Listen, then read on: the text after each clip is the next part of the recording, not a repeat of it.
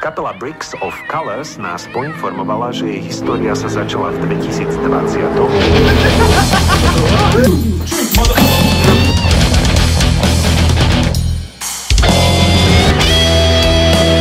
Aí vai de tudo.